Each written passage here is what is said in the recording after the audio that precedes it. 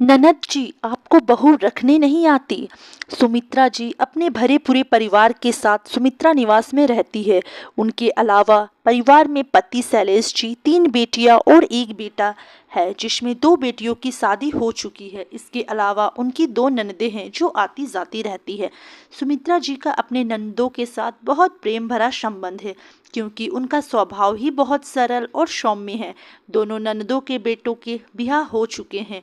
अब बारी है सुमित्रा जी की बेटे को ब्याहने की, क्योंकि सुरेश अपनी बहन सरिता से 4 साल बड़ा है। इसलिए सबने मिलकर तय किया कि पहले बहू लाएंगे, फिर बेटी को विदा करेंगे। जोर शोर से सुरेश के लिए लड़की देखी जा रही है। लड़की तो कई पसंद आई सुरेश को और बाकी घर वाले को भी, लेकिन सब उड़न छू तितली टाइप की है। अभी तक ऐसी कोई भी लड़की का रिश्ता नहीं आया जो घर गिराने को संभाल सके। लेकिन देखते देखते सुरेश के दोस्त रवि की बहन का शिखा का रिश्ता आया। शिखा बहुत ही समझदार और पढ़ी लिखी लड़की है और शालीन स्वभाव की लड़की थी। सुरेश और बाकी घर वालों को देखते ही लड़की समझ में आ गई।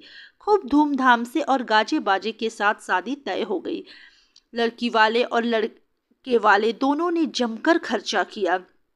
घर में प्रवेश करते ही उसने घर की बागडोर अच्छे से संभाल ली। छोटे से प्यार और बड़ों का आदर सत्कार उसे खूब आता था। घर हो या बाहर, हर जगह सब उसके सौम्य स्वभाव की वजह से उसे पसंद करते थे। सुमित्रा जी और बाकी घर वाले भी शिखा से बहुत प्यार करते थे। सुमित्रा जी अपनी बेटी और बहू में कोई फर्क नहीं करती थी।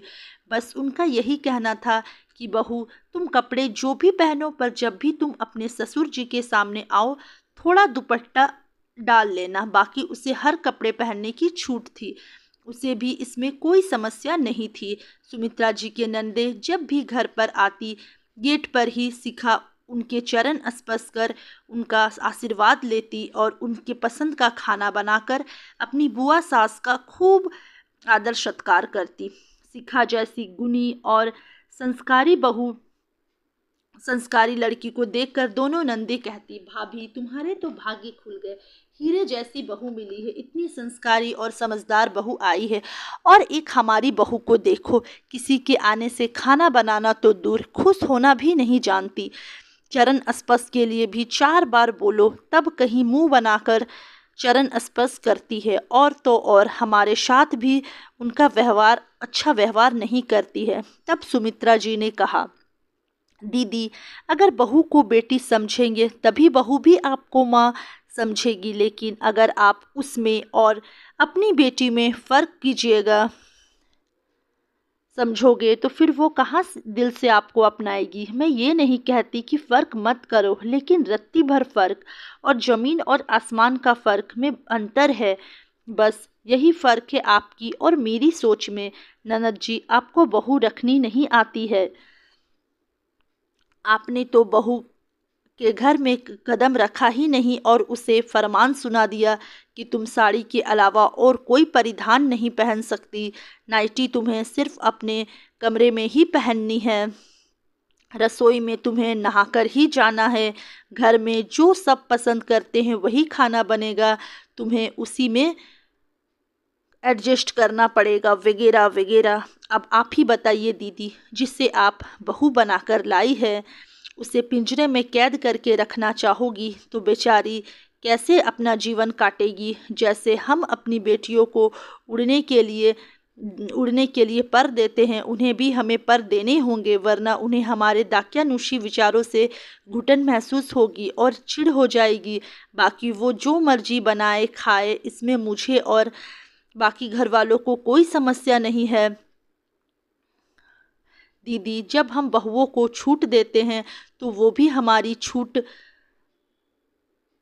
का मान रखती है। वो भी इतनी नादान नहीं होती है। वो भी समझती है कि घर की मान मर्यादा की रक्षा कैसे करनी है, कब क्या पहनना है, कब क्या करना है, उन्हें भी समझ आता है। अब मैंने तो इससे नहीं कहा था कि शिखा बेटा तुम आज साड़ी पहन लेना, क्योंकि तुम्हारी बुआ सास आएगी। इसे खुद ही लगा कि इसे साड़ी पहननी चाहिए, सो इसने पहन ली।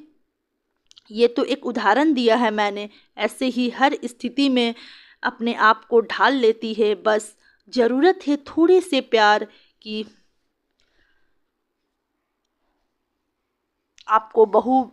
आपकी बहू भी मेरी बहू की तरह हो जाएगी अगर आप सास बनकर नहीं बल्कि माँ बनकर अपनाएंगी।